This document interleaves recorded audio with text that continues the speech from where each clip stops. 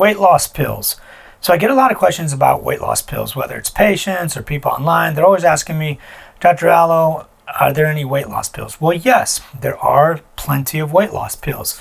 It's not the stuff you buy over the counter. One of them is over the counter, but generally the stuff that you see over the counter that says fat burners or weight loss pills or whatever it's called are not actually weight loss pills. Those are just some kind of gimmicks or supplements that may have been shown to, in some studies, blah, blah, blah, blah, blah, which it doesn't work. Because if it did work and there were enough studies corroborating it, it would be a weight loss medication that we would be giving away for free to everybody, since like 80% of our country is overweight now.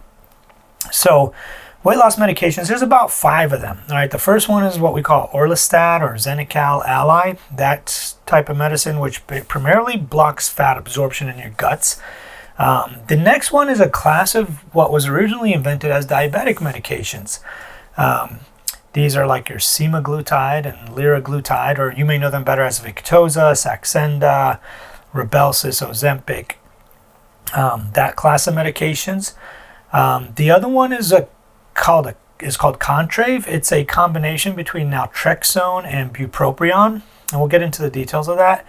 The other one is called Kusemia, which is a combination between phentermine and topiramate. And the last one is called Phentermine, which is probably the one that most people are familiar with because it's super generic, super cheap. And that's the weight loss medication that most people refer to when people talk about weight loss pills. So to get the first one out of the way, it's called Orlistat. It is sold over the counter as Ally, A-L-L-I. It's a fat absorption blocker. The prescription dose is twice the one you buy over the counter. So if you buy the one over the counter, the prescription strength is twice. What it does, it blocks fat absorption in your gut. So a lot of people get like oily stool or leaky stool. That's kind of how it works. It blocks about 30% of your fat absorption, which can be a lot of calories, and that works. If you're one of those people that's having trouble getting your fat calories down, or you feel like fat calories is your main concern or main issue, then this one would work for you. The next one that I want to talk about is the Phentermine. Since it's been around the longest, it's super cheap, super generic. Phentermine has a lot of effects. It ramps up your metabolism a little. It's sort of like an adrenaline. It's like getting an adrenaline rush, which increases your anxiety, your palpitations, your heart racing, and your blood pressure. That's kind of a temporary effect that only lasts a few days when you first get on it.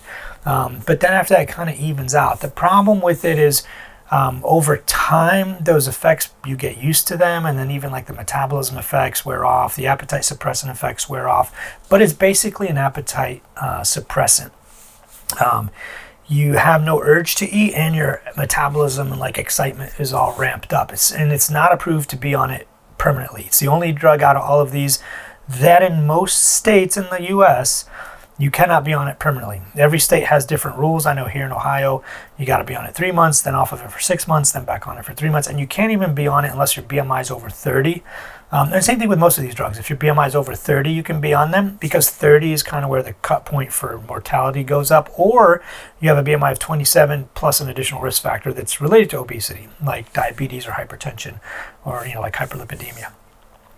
So that's kind of where we sit on that one. There is a combination medication that's a slightly lower dose of phentermine, like 7.5 plus topiramate. It's called Kusemia. It's a combo pill that I just said.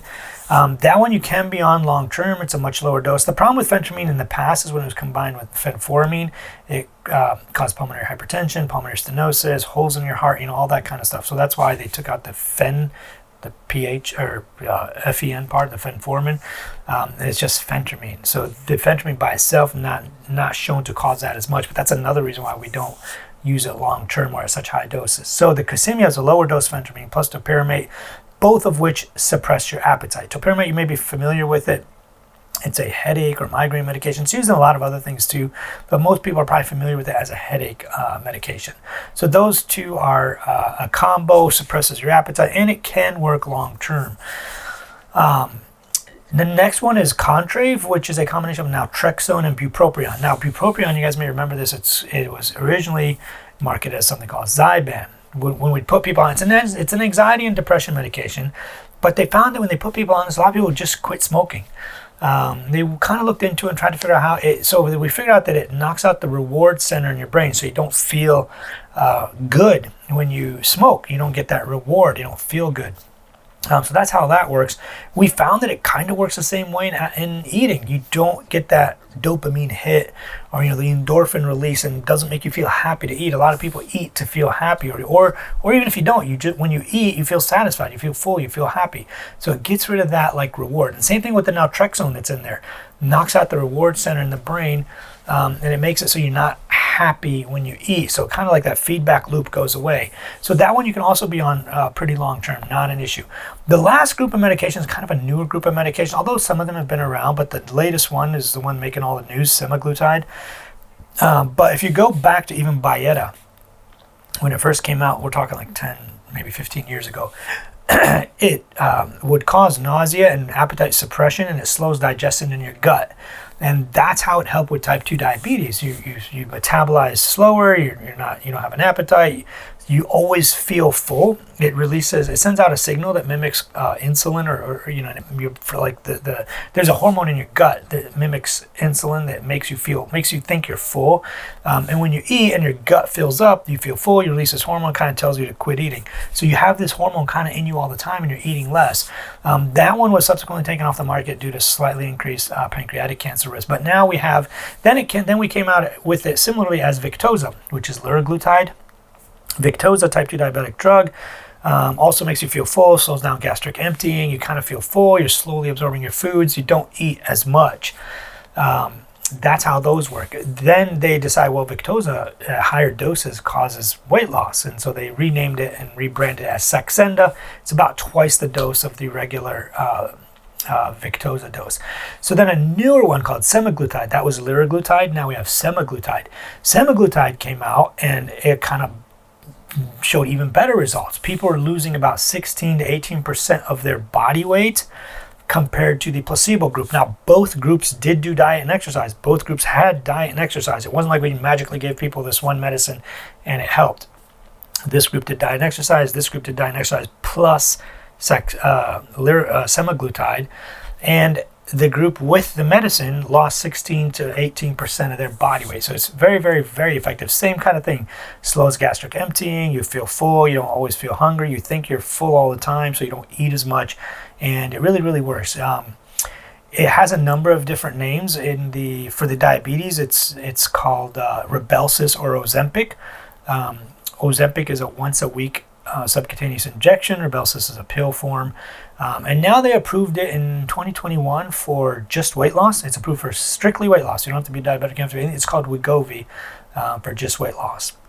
And that's kind of a summary of all the medications. Now, do they work? Yeah, they do work, but there are some people that are just resistant to medications.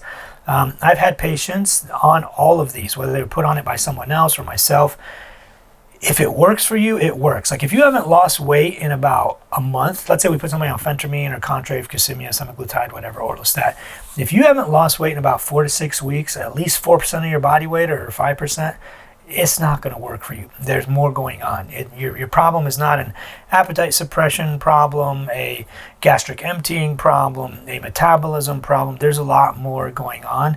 I've had patients that I've put on Phentermine where like, I've been on it for 3 months, doc, it's going great, I lost 3 pounds. Well, no, it's not going great.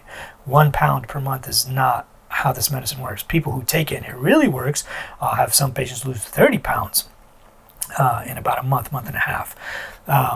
Also extreme, but those are kind of your two extremes. For some people, they lose a pound or two here and there. Some people lose 30, maybe 35 pounds over the 3 month span that they can be on it. So if it works for you, great, it works for you. Now, the biggest problem is if it works for you, you cannot be on all of them long term, especially not Phentermine.